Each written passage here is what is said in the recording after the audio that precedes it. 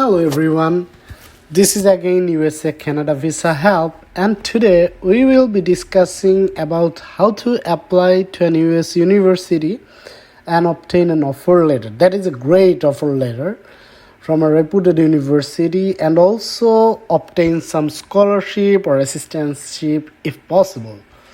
Because many people wonder whether this is possible or not to study in US with almost no money or some like $20,000 $30,000, because they cannot afford 50 60 $70,000. So they wonder whether there is a way to minimize the cost of tuition so that they can afford the cost of their education, their top quality education, which they want to gain from an reputed US university. So let's begin how to make a strong application package so that the university admission grants someone admission with some great offers like scholarship or graduate assistantships or research assistantships or teaching assistantships, and what to do for that. So already you probably watched our previous videos and you saw that some things you need to apply. Like, first of all, you have to have an IELTS or TOEFL or any other language proficiency test score. And then very vital thing, that you should have a SAT or GMAT or GRE score so that the university admission can have a positive impression for you and grants you some scholarship like 20, 30,000, 40,000 scholarships, so that your tuition burden really diminishes too much, so that you can afford the tuition fee. And not only an English language proficiency test score and another score like SAT, GMAT or GRE score will be sufficient. No, it will not be sufficient. You will have to write a solid SOP. SOP means statement of purpose. Why you want to study in that university and study in that course. So I will be discussing this thing in great detail, how to write a solid SOP so that university admission department prioritizes you to give you the funds, not to others. How to establish yourself positively in the eyes of the admission committee. So I will discuss those things in greater detail in later videos. So watch our next videos for this kind of letter, like SOP, writing by yourself. You will not have to go to anywhere else to write your SOP. You can do it yourself, but I will guide you how to do that. Don't worry about it. And then also you need post-secondary transcripts. US universities want post-secondary transcripts like your higher secondary degree and bachelor's degree. So those transcripts should be ready when you apply to an US university.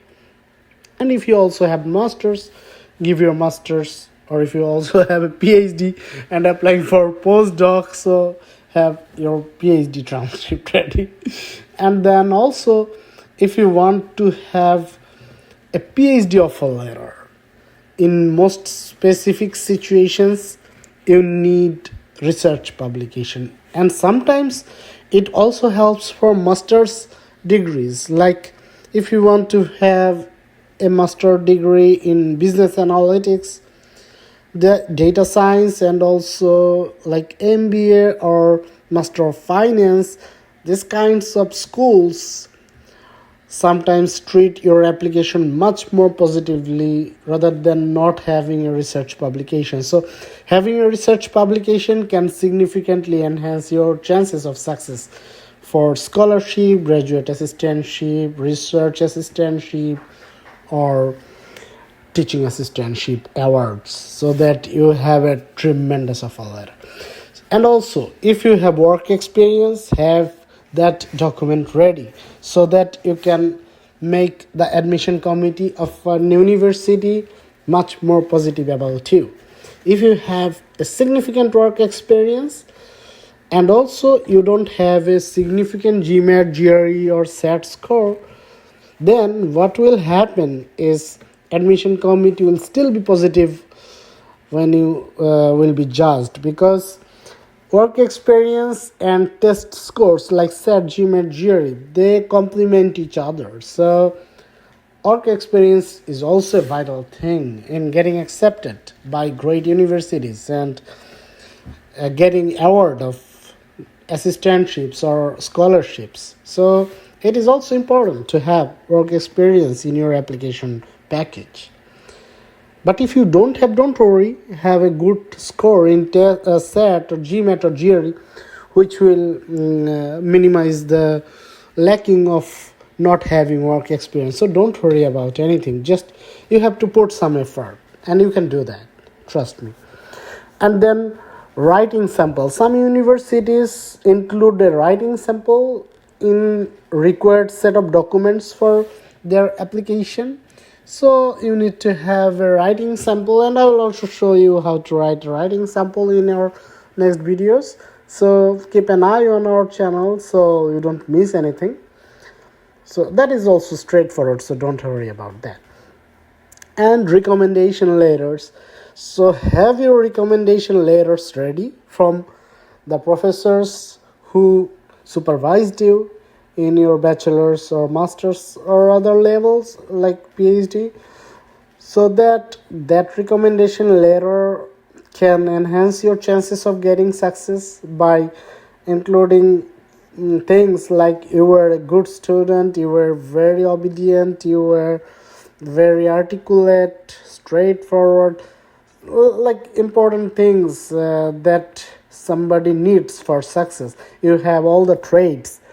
You need to have your recommendation letter ready with that kinds of traits included or mentioned in your recommendation letters. And if you can arrange a recommendation letter from the dean, that is more preferable than having a recommendation letter from a lecturer.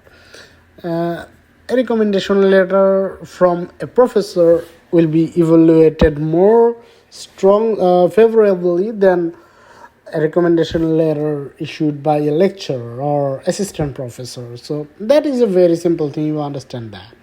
So lastly, if you have co-curricular or extracurricular activities and you had some good achievements in those kinds of activities, please also mention it in your SOP, and also mention it also upload those documents if you can, in somewhere you can, so that the admission committee becomes favorable to you. And what other things you should consider when you apply to an university? Yeah, this is another most important thing. You apply to the universities that are granting you STEM degrees, if possible. If your field is not STEM, then you cannot apply for a STEM degree. But if you can apply for a STEM degree, of course go for that, because a STEM degree will be giving you 3 years work permit rather than a non-STEM degree giving you 1 year work permit. So you will be eligible for work for 2 more years in USA, which is significant thing. So of course do not miss this thing. No way, do not miss this thing. If you can, apply for a STEM degree. And okay, some people are curious whether they should apply to any states. So what I would say is, any state, any university can give you the visa approval. That is true, including New York. If you study in New York University or Columbia University, maybe you will be accepted by the visa officer or approved by the visa officer for the visa. But if you apply with some low-ranking universities in states, especially from New York State, then the chances will be higher for your visa rejection, since many students came to New York with the offer letters of low-ranking universities and they never studied at all. So that is a bad impression building up on the minds of the visa officers that no, some people they are going to New York and they are not studying, like they are not fulfilling the purpose of the visa. So what is the point of approving the visa? So this may be a concerning thing. So I would suggest you to select the states other than New York, unless your university in New York is a top ranked university, like I mentioned, Columbia University or New York University. Those are like very top ranking universities. So I would suggest you, if you if you significantly prefer New York over other states, go for top ranked universities, not any average universities or lower ranked universities. Of course not. And what about the course? Yes, of course you should study a course that is aligned with your previous study or previous work experience. Other than that, visa officer is not going to be very much convinced about your approval, because course is a matter. It has to be aligned with your previous study. Otherwise, how you will be fulfilling your study dream?